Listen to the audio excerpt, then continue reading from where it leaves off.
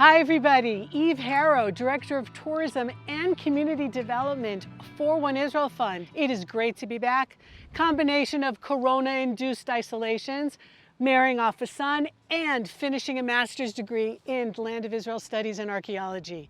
Really exciting, have so much more to share. On the way to Pnai Kedem this morning, at the very edges of the Judean mountains with the desert behind me and the Dead Sea behind that. Windy, wintry day, not raining, but incredibly windy up here in the mountains. We are pretty high. Pnai Kedem, 930 meters above sea level. But of course, we have to start off with Tanakh, with the Bible, because that is what accompanies me everywhere. And it occurred to me that this one might be appropriate. Samuel 2, chapter 14, happening in this area. King David is the king. We're pretty sure King David knew this area very, very well.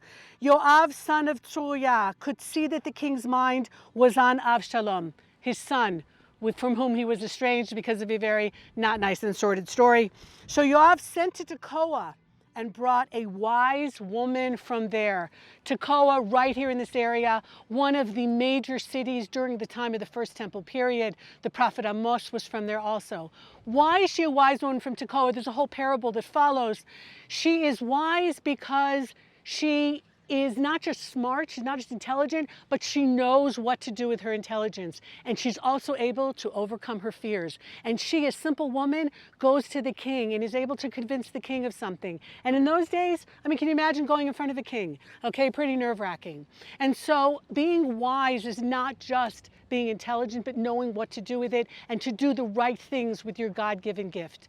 But Tekoa is associated with wisdom because Tekoa has a lot of olive trees growing in this area. Why is olive oil associated with wisdom?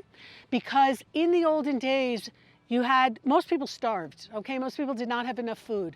But if you had a lot of olive oil, you had enough to eat, you had enough to make soap with, and other things that were important for your personal hygiene. If you had extra olive oil, you were able to light a lamp. You were able to, even when the sun went down, you were able to create light so that you could study and you could learn. And there's a midrash on this, and that's why we think that wisdom is associated with olive oil and with this area. So it is great to be back, and I'm so looking forward to introducing you to some of the incredible people that we know about in Pnai Kedem.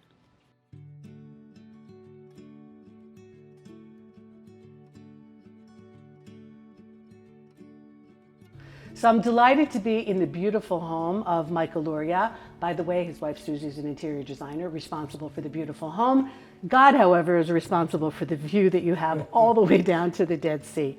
So Pnai Kedem, I've been coming back and forth. It's been like 20 years that you've been here, even though you just finally got official permission as a community. So tell us a little bit, you're a long way from Melbourne. Right. Tell us a little bit about your history here, the history of the community, and what's been going on. Yeah, where do you start? That's the whole thing. My father, Alav Shalom, he fed us Zionism for breakfast, lunch and dinner. And I suppose I had it in me from a young age that, you got to make Aliyah, which I did back many years ago, back in the 80s. And I was a Chayil Boded. I went to Nachal paratroopers. And when I was minding my own business as a single guy in Katamon, the whole Katamon scene where everyone, all the religious people, singles, come together, and somehow I got this thing in my head that we've got to go and do something else. We had this garin, a nucleus of people, and we wanted to establish a new settlement. Remember, it was just after Oslo in the late 90s. It was very, very difficult. Zambish, the head of Amana, said, listen, it's very hard at the moment to do anything like that, but we were determined. When he sent us to one of the places, my wife, she saw a place with electricity wires going up to this hill over here. And that's how we sort of found Pnai Kedem at the beginning. We all fell in love with the view of the Dead Sea. We're 930 meters above sea level. And one very early morning in the 30th of August, which was the Erev Rosh Chodesh Elul, in the year 2000, the Garin finally moved over here to what was called Meitzad Bet at the time, part of Meitzad, which is the Yishuv next door. And we came up here with a small army of people, you could say, and that army of people, which was 4 families, a number of singles today, 22 years later, there's already 70 families with hundreds of kids, and doing fantastic. The 70 families isn't all that much, but strategically, you're in a prime spot, a very, very important spot, right here really on the edges of the Judean Desert. So this has to be a very exciting thing for you. I mean, here you come from Australia and you have really created life on a ridge. So, I mean, how does that feel for you when you look back, or do you even take the time, or you're still in the middle of it, to see what you've accomplished? I don't really stop and think about it. I actually ask my question if I'd do it again today. There is a lot of sacrifice in doing this, whether it's family and your kids who don't grow up with any friends because there's no one near their age for many years. And living in a caravan wasn't very much fun, but you know, we had the ideology that we need to do this and we have to do this. The importance of us being on this mountain is to give hope to the next generations of what can be done, because we took a barren hilltop for 2,000 years, there was nothing here, and Baruch Hashem, we've made it into something pretty special, and we hope to continue that for the future generations. When I plant a tree, we know the famous story of Chone Margal, where you're planting the tree for. The carob tree takes 70 years, so we don't plant the trees for ourselves. Yes, we make olive oil, but the olive tree that is a mark of the Jewish people for thousands of years that it's been around, so that's at least the mark that we can try and do. Someone asked me, when we established the Yishuv, he says, well, now you've got to be a farmer. I said, well, what do you mean? I'm a farmer from Australia. And I said, I know about farming like I've been an astronaut. He says, no, you've got to be connected to the land. And I took that pretty seriously, because when people tell me things, you take it seriously. And so we planted the olives, which was an amazing venture. We had problems with the Arabs around. I can't say we didn't, and a lot of agricultural theft. But since the farm's been there, there's been tons less, almost insignificant, because the farmer there is protecting for 1 and 2 kilometres, even more so protecting us with their sheep and going out there. They've actually stopped a road being built by the Arabs, a highway, a massive highway. If it wasn't for the farm, no one would know they were there building a highway. They had massive tractors out there, and he was out there with his sheep, and he stopped the highway. He brought the people, the Minhal Ezrachi, and hopefully they stopped it. But if there was, you know, we don't go out there every day, and he does, and he's there with his family. So the whole idea of agriculture and making this place green again, that was once 2,000 years ago, it's fantastic. It is a really good feeling. You asked me about the feeling.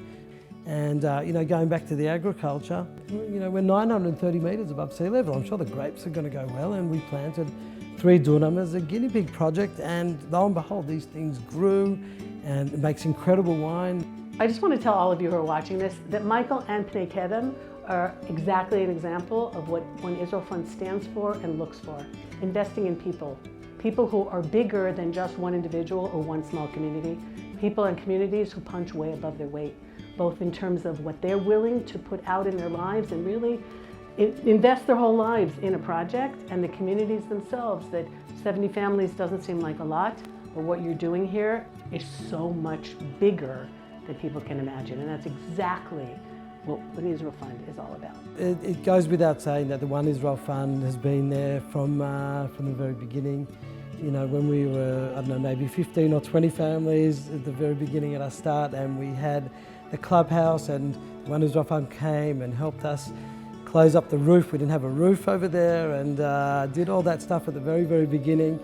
And more recently, just before the Shemitah kicked in, literally before the Shemitah kicked in, you raised us some funds that we could do a little bit of development and nice trees around the new synagogue, around the shul area, which is fantastic. After a lot of 22 years of hard work, I'm very happy to have done it and seeing the Yishuv grow. So here in Pnai Kedem, we also find some cottage industries, or more, maybe here it's more correct to say caravan industries. I'm sitting with Shira Goldstein in her home with her husband and her son, and the beautiful soaps that she creates here from essential oils. Hi, nice to meet you. Welcome to Pnai Kedem. This is my home, as you see. This is my son, Yehonatan Hebron. And these are my soaps. They are all natural, 100%, and many butters for skin, and mask from Dead Sea. and it's very fun for me to give people things that I make with a lot of love. You know, when we talk about coming back after so many years and the Jews resettling Eretz Israel, and particularly the heartland, we're here in the middle of Yehuda, where Yehudim come from. So we speak about the homes and we speak more about the physical elements of living here. But we're also coming back in many ways to our roots, even when it comes to the plants and to the essential oils. And I believe, and I know there's others as well, that the mothers, the matriarchs who lived in this area were very much aware of natural medicine and of the oils and of using the plants for much more than we would use them now. And there's really like a comeback here in Israel now. It's a beautiful thing to see and to use all these natural products. And many of us are also trying to stay away from chemicals, and it's really great that you're doing this. This is really a small industry. You're not a big factory yet. We'll do that show in a few years. Where do you sell your products? I posted in the status of my WhatsApp, and people tell each other, so... Word of mouth. Okay. Yeah, okay. We're not exactly centrally located. The road here is pretty isolated. What's it like to live here in Pnai Kedem, a young mother with your own industry, raising a family?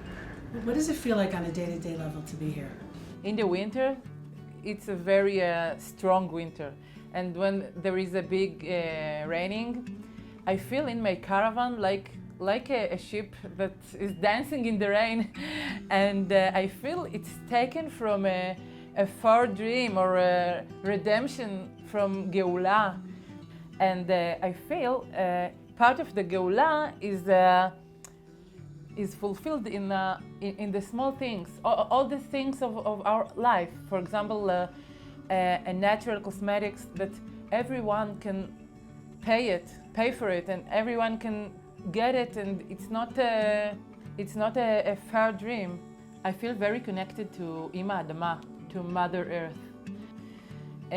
In all my life, not only cosmetics, also to talk with women about the women power.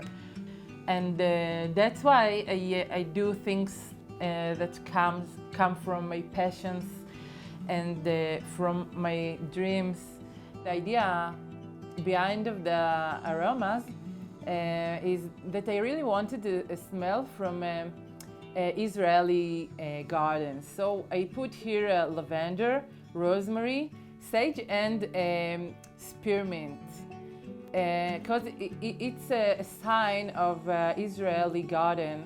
That's what I wanted to give the people who use it. So when they come into the shower, they can really feel the Israeli garden. All the herbals are walking in their nose.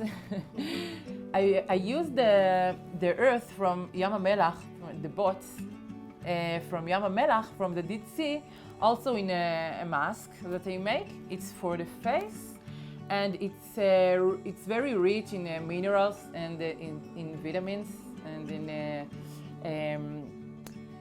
it really makes the skin of the face very, very pure.